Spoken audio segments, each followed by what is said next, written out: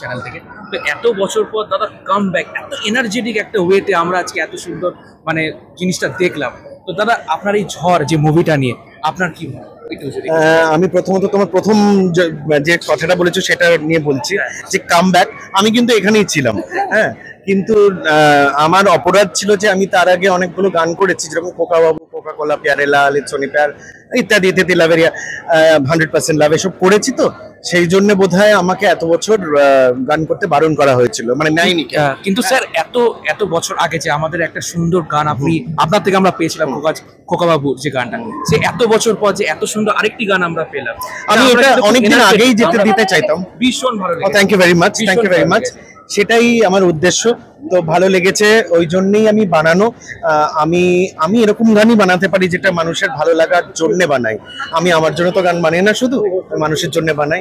তো আশা করি আগের গানগুলো যেরকম ওদের ভালো লেগেছে, এটাও ভালো লাগবে। আর যত মেন হচ্ছে ইন্ডাস্ট্রির মানুষরা, তারা যদি চান যে আবার দর্শক শ্রোতা সারা বাংলার মানুষকে যদি ভালো গান দেওয়ার ইচ্ছে থাকে, তাহলে যেন আমার সঙ্গে যোগাযোগ করেন। আমাকে এটা খুব নির্লজ্জভাবে বলতে হচ্ছে। সবাই ঝড় মুভিকে সাপোর্ট করবেন। এন্ড ম্যাডামের গান আমাদের অবশ্যই খুব খুব সুন্দর লেগেছে। আরো একটা গান আসছে।